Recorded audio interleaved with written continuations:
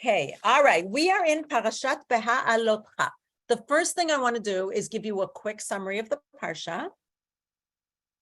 By the way, I usually go to My Jewish Learning. That's my favorite quick summary as a rule. I prefer it over Chabad personally. But, they're both good. Okay, the first thing is Beha'alotcha hanerot. When you, light the candles, it means to raise them up, but we're not going to go into that. So it's first about Aharon getting the commandment to light the candles.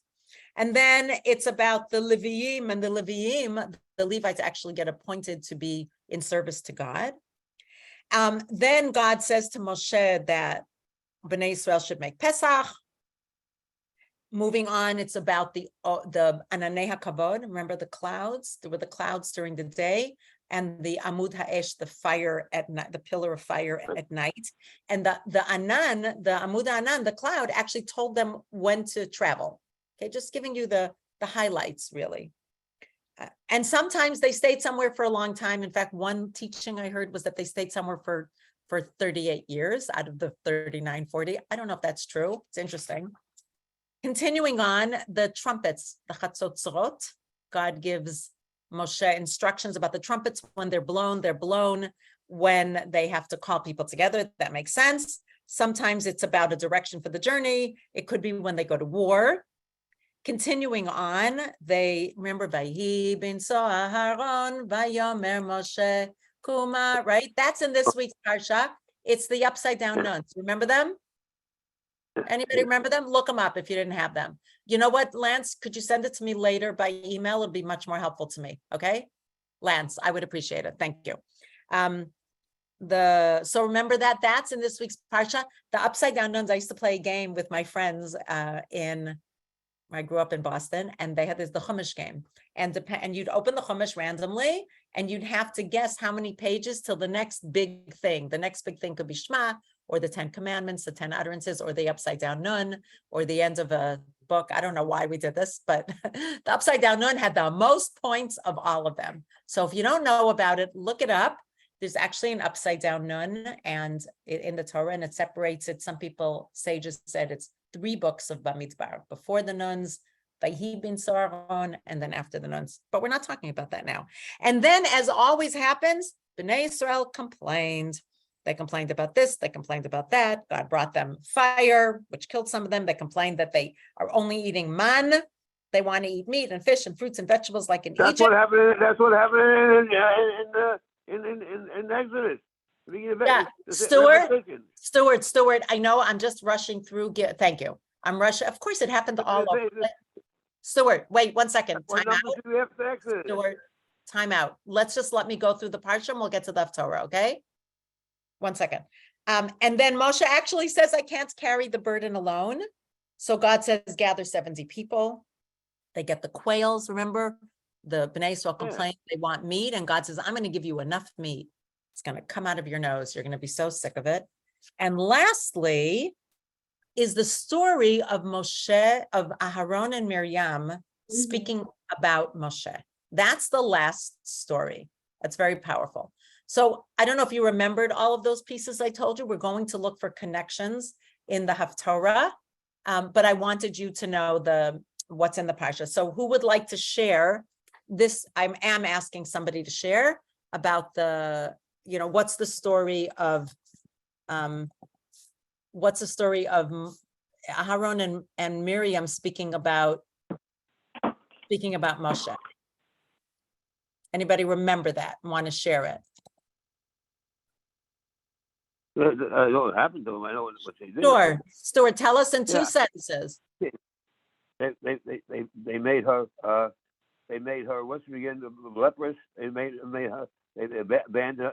They got her. They kicked her out of the tent and all these things. And they banished her. And then no, that's true. But first, they spoke about Sipporah. They spoke about, according to the Midrashim. Ted, do you want to add to that? He married a Cushite girl because she went to Miriam. Yes. Thank you. Yes. Thank you, Stuart. Okay. Yes, Ted. Thank you. Well, they are critical of his marital situation. His marital situation, right? Okay. And, okay. And was God It wouldn't happy? have been- God was not happy. No. You shouldn't have done that. Okay, great, great. Now let's go to Zechariah. We'll do some of it. That's where the Haftarah is. Great, great. Are you able to see it? Mhm. Fantastic. Okay.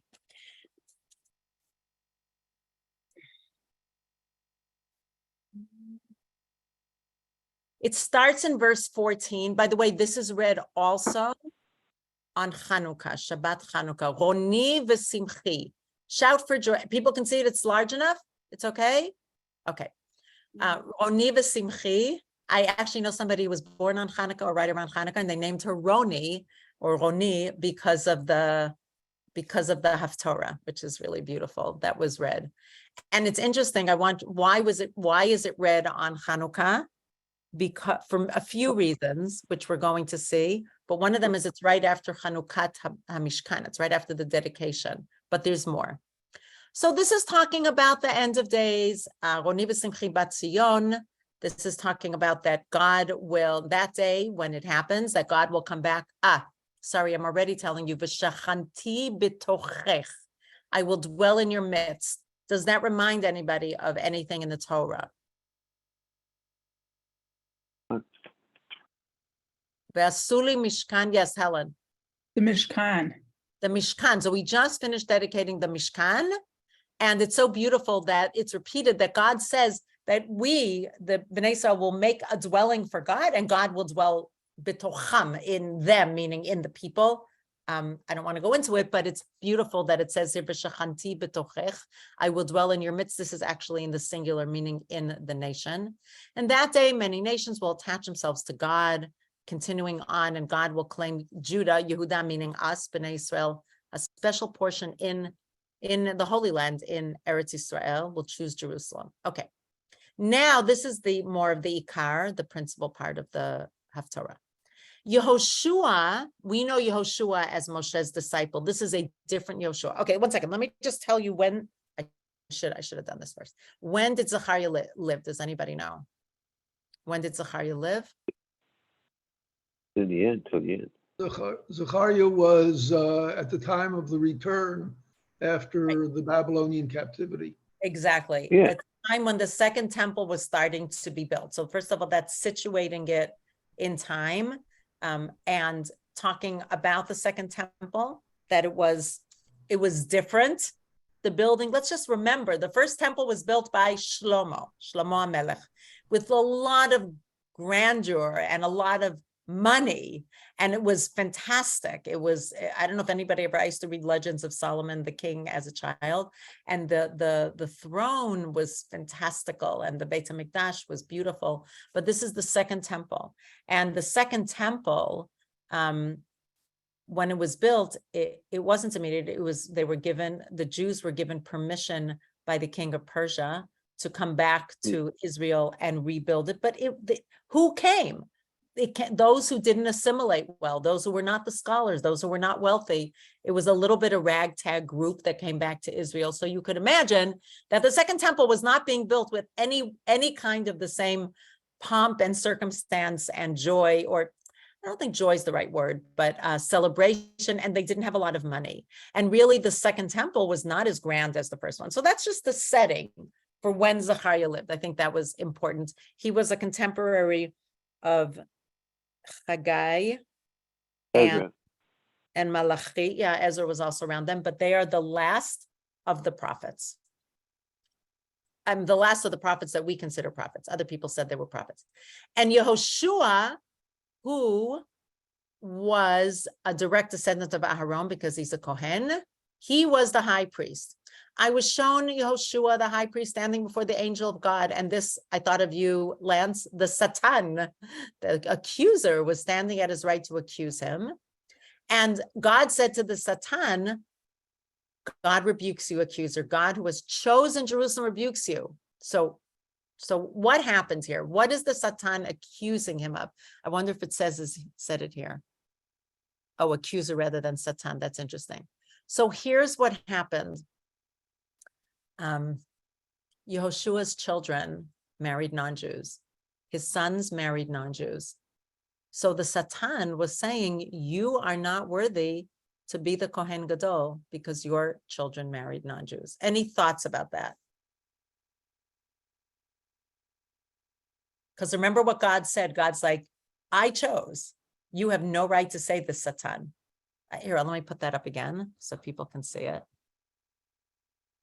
God says to the Satan, God rebukes you, Satan, whatever Satan means. God who has chosen Jerusalem rebukes you. This is a brand plucked from the fire. Ud mutzal me'esh. Brand is like a firebrand. So you should know in modern Hebrew, this is a very common phrase, and it's usually used about the Shoah for all survivors, that they are as if plucked from the fire. There's a midrash that says that Yoshua was thrown into a pit. You know, remember the story of Abraham and the story of Daniel, where they were thrown into fire or into the lion's den, and he was saved. So God is 100% supporting Yehoshua, even though the Satan is trying to say, maybe we shouldn't have Yoshua because your sons married non-Jews. Yes, Lance. Is this Yehoshua of the book of Joshua? No, that's what I said before. Maybe you didn't hear me. I said, we're used to hearing Yehoshua as Moshe's disciple. This is Yoshua, the Kohen Gadol, the high priest. Right, Just right. But, beautiful name, not the same one. But if you read the Miriam and Aaron's complaint against Moses, you get the exact opposite position for God. In other words, God says, you're complaining about Moses marrying a foreign Jew, a foreign, not an Israelite. And here you're saying, God says, Joshua, the high priest, his kids have married out. God didn't say that. The Satan said that, and God defended Yoshua. No, God defended Yoshua. The angel of God said to the Satan, you have nothing to say. So, you know, a lot of us have this in our, oh, you're okay with that. Good. A lot of us have this maybe in our own families right here, that people marry, our children might marry wonderful partners who are not Jewish. And should it be on us? Should it not? I found this really, I felt like we could talk just about this for half an hour. It just felt very powerful because we also live in a society where people meet non-Jews and it can be, yes, Ted, what is your thought? Well, apparently at the time that this was taking place, this ragtag band, as you said, had come back to Israel, and some people wanted to rebuild the temple, and there was a lot of controversy about it. There were a lot of people who said, no, you can't do it for this reason, you can't do it for that reason. That sounds familiar. Yeah, exactly. And nothing would be done. And so Hasatan represents that crowd, that attitude. And God is saying, no, get on with it. This is the guy. And get on and do something. So it's like coming up with excuses, you're saying. Nice. Well, Very you can't do it for this reason, you can't do it for that reason. Right, nice. Do it. Nice read. Okay, and God, I love that God comes to rescue, and I want to offer that to people who have challenges like that in their family. You know, we can offer and bring up our children the best way we know how. And sometimes they make their own choices. And from my point of view, we still love them. We still accept them. We still care about them. We don't dismiss them. We don't throw them under the bus. That's my opinion. Obviously, I'm not for intermarriage all across the Jewish nation, or there'll be no more Jewish nation. But that's on a macro level. On a micro level, we love our children and we accept them. That is my personal opinion and my rabbinic opinion. Lance? King David is descended from an intermarriage. No, but she converted. That's not the same thing. She converted. You sure? Ruth? Yeah, I mean, Ruth, that's the whole thing. She's the first convert. Yeah. Your nation is my nation. Your God is my God. She is the epitome of conversion. 100. That's the whole thing about me. Well, one of the things about Megillat Ruth. That Would the chief rabbinate in Israel accept that conversion? That's a separate issue. We're not talking about that. We're talking about at the time. No, just kidding. Yeah, okay. And there was a beautiful article by Gary Rosenblatt about that. Yeah, so you're laughing. You think that's fun. Okay, but in any case, there's a big difference between somebody who converted, and I agree that people have taken conversion and taken it to a very sad state. I agree with you, but but she converted. We accept the fact that she converted. Halavai, that everybody accepted conversions like that. Okay. So just wanted to bring that in. Thank you. That's a very good, I like that point of view that you brought, Ted. That's very helpful. Now here's the next piece. Yehoshua was clothed begadim tzoim, filthy garments, when he stood before the angel. Imagine a heavenly scene where you have the Satan, you have the angel of God, you have the Sanagor and Katagor. So that's the defending attorney. I don't know what you call them in English. I'm sorry. And the defense attorney and the prosecutor and the defending attorney. And Yoshua in the middle is the filthy garments. Now, this is kind of beautiful. He said to his attendants, take the filthy garments off of him because we've removed his guilt. He said to him, see, I have removed your guilt from you. You shall be clothed in priestly robes and even put a pure, don't know how to pronounce, diadem, crown, on his head. And they did that and clothed him in priestly garments. So here was something that I read, which I thought was very beautiful. Maybe this idea of wearing, what are the filthy garments representing? Let me start with that. Any thoughts? It could be mourning. Oh, that's interesting. Whoa, nice, Faye. Beautiful. Okay, he does say there that I have removed your guilt, but yes, that's an interesting point. A very nice sentence, and he dressed in rags for that reason. It's a very interesting point. Okay. I mean, I like it, although it does say tzoim, which is dirty or stained, as opposed to sackcloth. But thank you. It's an interesting point. Anybody else? What's this thing with the clothes? Yeah, Robert. Probably sin. Sin. Yeah. I mean, that would be, I would say, Faye, that's another perspective. I would say that's the more common one, is that sin. But remember what we said, it's not written in there, but it's the sin of his children. Yes, Ruby, unmute. Clothes would also be how others view you. Yes, I think that is so true. And that is a lesson that we can take. How do we look? I was just teaching the conversion class this week, and I said to them, because we spoke about dress codes, that was the topic. Yarmulkes, tefillin, tzitzit, how we dress, how Orthodox people, head coverings, why does everything look different? Because people who are converting may not know why you step into different spaces and people look different. And I said, traditionally, Orthodox observant Jews tend to dress more conservative, more, less revealing as a rule, not, one by one. We tend to do that. There's something about the way we present to the world that tends to be more conservative, more sedate. That doesn't mean not beautiful, less revealing, more respectful. And this is true in Israel and perhaps around the world. I wouldn't say it's 100%, but in general, this is true. So it is how people view us as well. How could people give respect to the Kohen Gadol if he has soiled clothing? And we don't know why it's soiled, right? Is it sin? Is it figurative? Is it what Faye said? Maybe he was, maybe he took ashes. And wait, who was it who said, Ted, you were saying that he has to lead and be a man of action? You're the one. So if you're going to be a man of action, a person of action, you got to look the part. I really agree with that. Yes, Ted. Well, also to go back to your ragtag band, they were impoverished. They were in a bad situation, and people were looking and saying, how can this guy be the high priest? Yeah. So somebody, it says angels, somebody dressed them, but of course it's a prophetic vision. So beautiful. Let's go on a little bit more. I know we don't have as much time as usual, but when you hear the Haftarah in Shul or read it at home, I think it'll be more meaningful. And then the angel of God, meaning God, really charged Yoshua as follows: if you walk in my paths and keep my charge, you in turn will rule my house and guard my courts. I will permit you to move among those attendants. I just want to say, what does that mean? Mehalchim bein ha'omdim ha'ele. God, as if, is speaking up on high with the angels.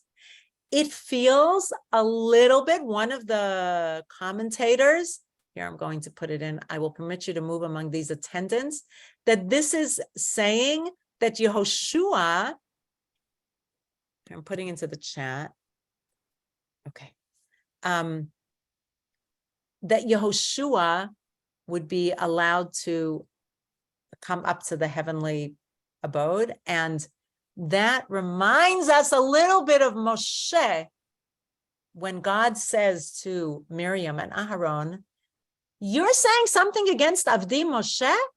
He's the only one who I speak to him peh el peh, mouth to mouth, meaning that Moshe went up to the heavenly realm. Who do you think you are, Miriam and Aharon, that you are saying something against him? Don't you know that he's in a whole different category? So there's a tiny connection here that Yehoshua is, I can't read everything you're putting in. I'm sorry, I don't have time, Lance. I maybe others have time, but I'm not able to read them while I'm speaking. But Israel Drazen destroys your assertion that what? that was converted. Israel Okay, Drazen's a wait, rabbi, professor. He's amazing.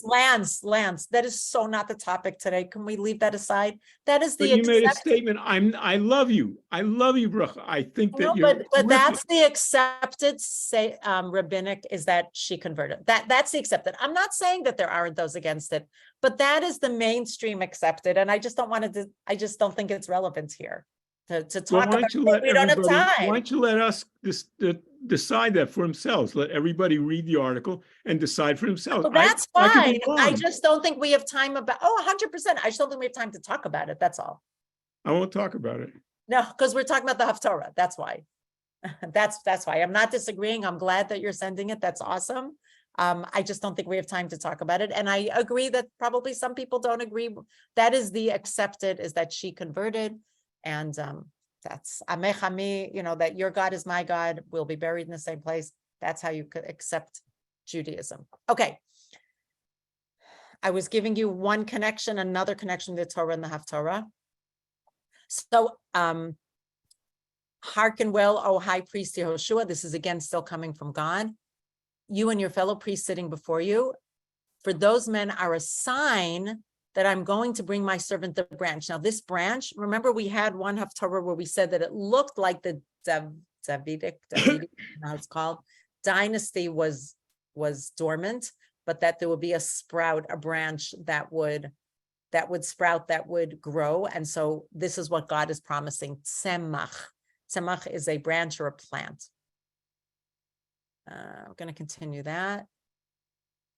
And in that day, you will be inviting each other to the shade of vines and fig trees. And we know that this is an idyllic picture of Israel. Continuing on, it does continue on to 4. The angel who talked with me came back and woke me. He said, what do you see? Vera'iti hine menorat zahav kula.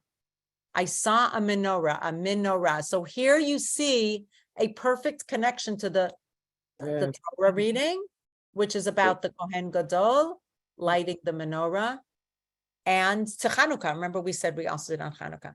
The lamps on it are 7 in number. The lamps have 7 pipes, and by it are 2 olive trees. And remember, what do you use for lighting the menorah? You use olive oil, the right of the bowl and one on the left.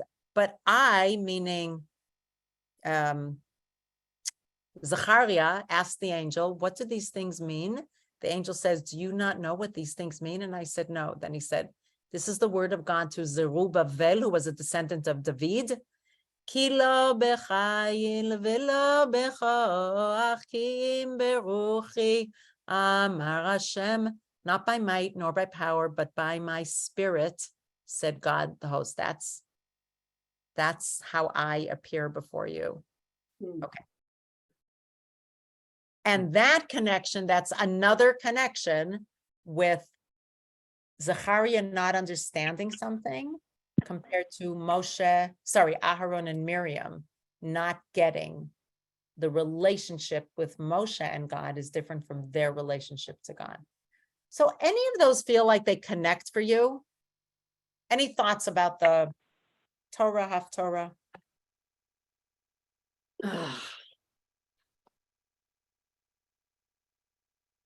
Any thoughts that came up for you? Well, I think there are a lot of things that are going on here. One that I really like, the part that you were just singing, is very important because it says you're not going to win by force. You're not going to win by military might. It's through God's Spirit, because they were in a pretty bad way. And this is a reassurance. Yes. That it also what you quoted before about if you walk in my ways, then this will happen, Right. is almost a repetition of what is said early, where is it, early in the book of Kings, that if Solomon walks in my Yes, ways, then that's this is true. what will happen.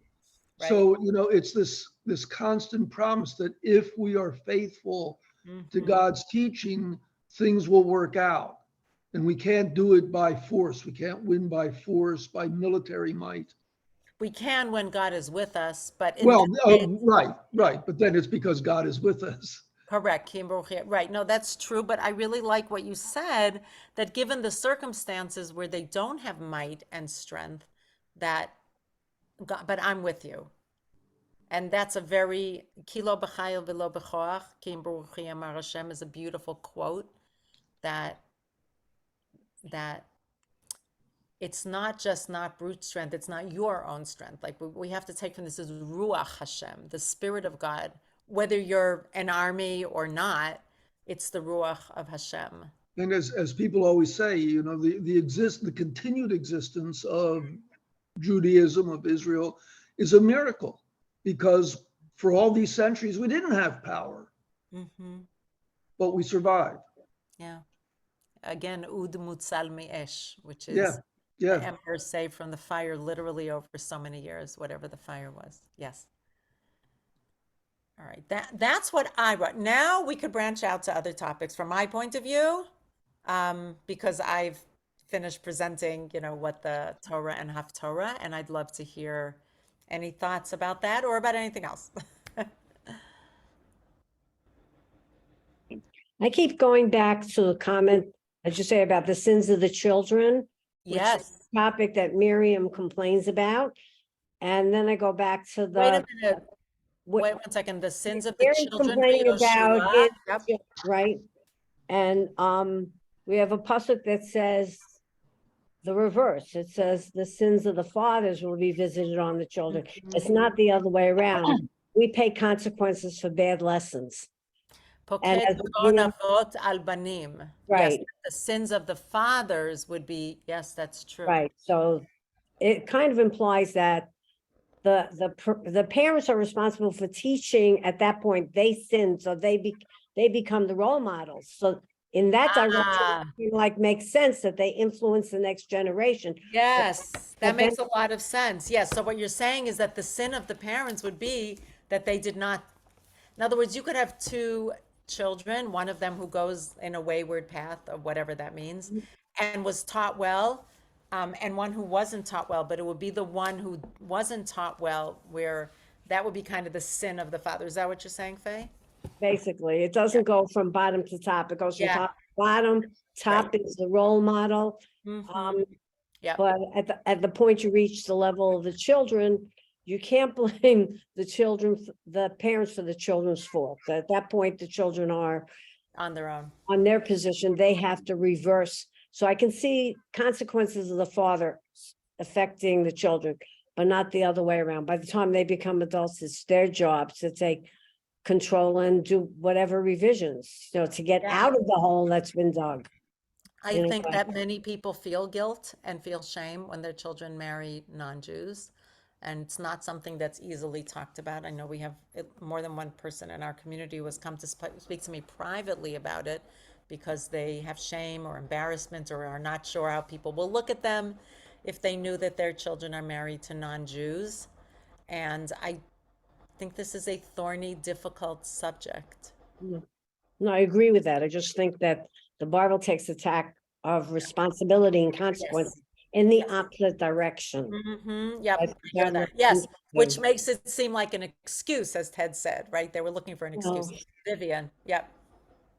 I was thinking that there are many other influences on the children other than the parents. They're living in an environment. They're living in a community. They have friends. They have they see things going on. So you can't really blame the parents for everything because they're not the only influence on the children. Right, right. Yeah. Yep, yep, Right. yep. Can I say something? Yes, Stuart, you can. When you read at the end of every topic, I read Eliyahu Hanavi. He says, and one says, brings in, and one of the things brings at the end of Sabbath, brings the children back to their parents and parents back to their children. You Yeah. complete that.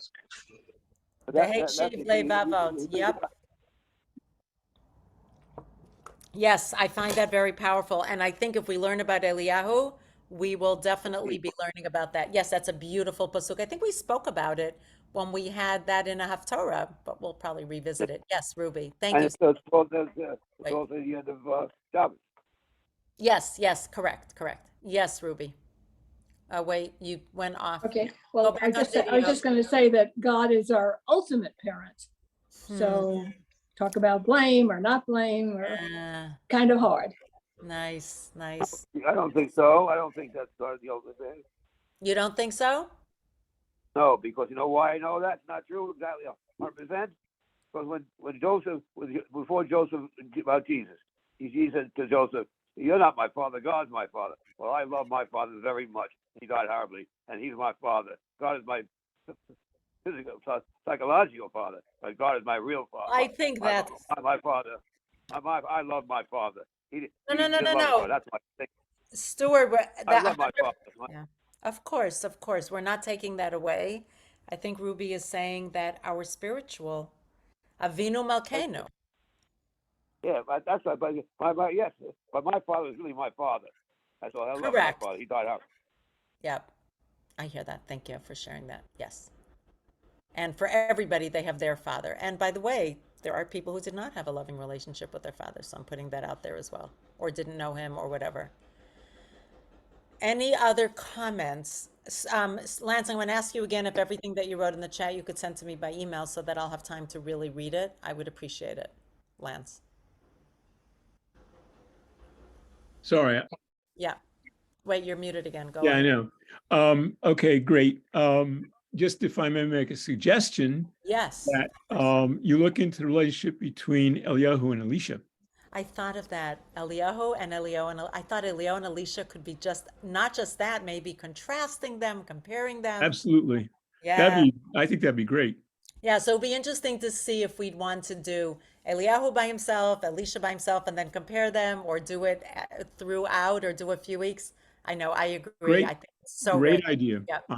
Yeah, maybe I we'll do that. thoroughly support that idea. Okay, I have a whole book that's called Eliyahu.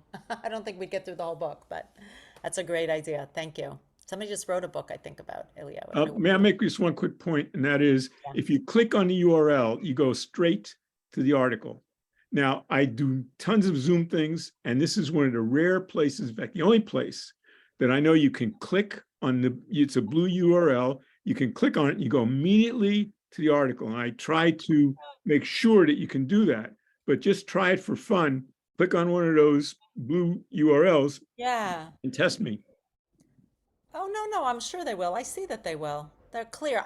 It's hard for me to save it. So if you could send it by email, it would just be more I helpful. will. I'm definitely. Yeah.